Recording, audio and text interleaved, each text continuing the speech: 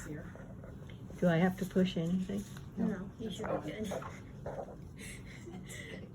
Have you ever wondered what an easy way to monitor your health of a friend or a family member? Well, a simple way to do it is just monitor their blood pressure or your blood pressure. When I started my CNA class, I learned very little about blood pressure and just basically how to take it, and nothing really about what was good or what was bad. But when I started my EMT class, I learned that a person's blood pressure can tell the medical personnel a lot. But today, we'll just focus on monitoring blood pressure for a chronic illness rather than an emergency situation. I've been a CNA for almost 2 years, and I am a national registered EMT. So I have a lot of practice taking a manual blood pressure, which is just using a blood pressure cuff and a stethoscope. I also know how to use different machines that you can use to take a blood pressure. There are a lot of different at-home machines, but today we'll just focus on the manual blood pressure. Once you know how to take a blood pressure, and with a little bit of practice, it is pretty easy. Why would you ever need to know how to take a blood pressure if you're not in the medical field?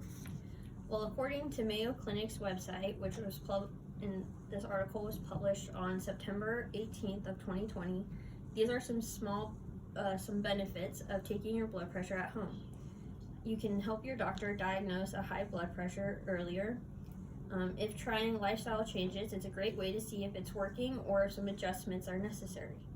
If you get nervous at appointments, it's a great way to compare with your doctor. And 4, it can cut healthcare costs by possibly lowering the number of visits to the doctor's office. Today I'm going to teach you how to take a blood pressure. So first I'm going to go over the supplies you need, and then lastly I'll go through the step-by-step process. Now I'll start explaining what is needed and how to properly use it. The most important part of this is making sure you have the right equipment. There are only 2 major pieces of equipment that you need. The first is a stethoscope, and the second is a blood pressure cuff. And then an optional thing is a notebook, so you can write down your blood pressures and track to see if there are any trends of when it spikes or when it lowers. So first we'll go over the blood pressure cuff.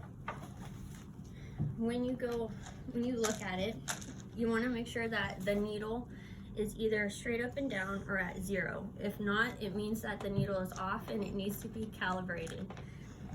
Some blood pressure cuffs come with a little tool and some instructions on how to calibrate it, like mine does. Otherwise, you just have to kind of tweak it and see what will work. The next one is the stethoscope, and how to properly use it.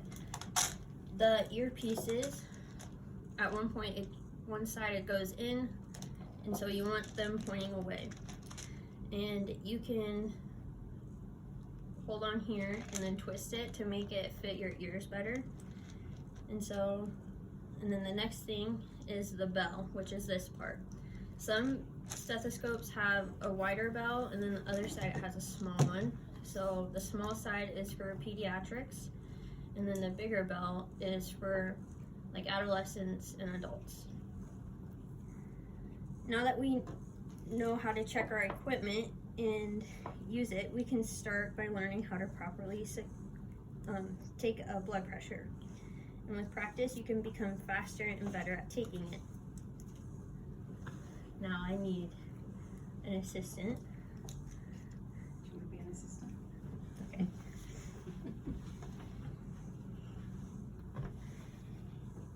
Which arm do you want to use? This one's fine. Okay. So first you want to try and find the brachial artery. It'll be on the lower part of the upper arm and closer to the elbow joint.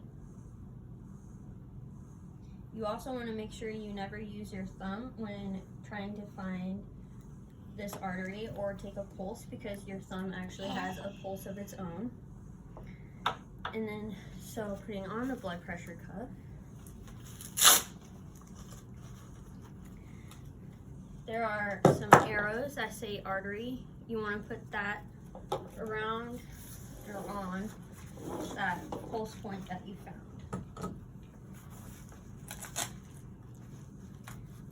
You want to make sure that the cuff is Velcro tight, but not too tight to where creates any discomfort for the person you're taking their blood pressure. Some you can remove the dial. I like to just clip it wherever, so that way it's easier to look at. Next, you want to make sure that the valve is closed.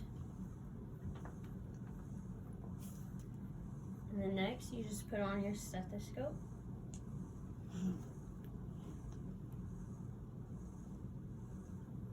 And you will place the bell of the stethoscope in that same area where you found the pulse point of the artery, but you do not want the cuff to cover the bell, otherwise that can interfere with what you're going to be hearing.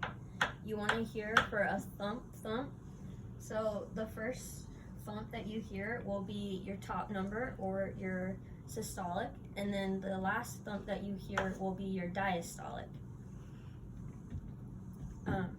So you want to, I'm not going to actually do this. So you want to pump up the cuff and have the needle go to about 180 to 200 on the dial. And then you're going to very slowly open the valve and have the dial just go as slow as you need to, so to make sure that you can hear the first thump, and then to make sure that you can hear the second thump. If you didn't hear the first one right away and you only heard the last one, it's okay to just automatically close your valve and then repump it up and quickly get that first number or the last number if you didn't get it.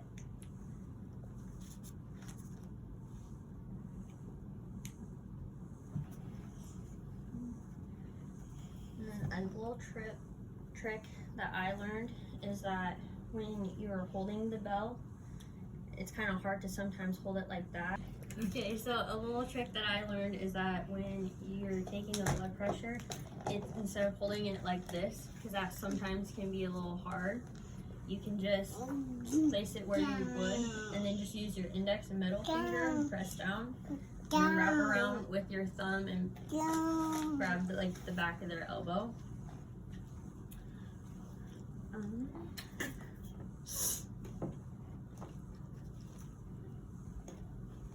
So that is basically it. That's how you take a manual blood pressure. It may take a little bit of time to get the hang of it, but when you do, it will be well worth it. So today we learned how to take a manual.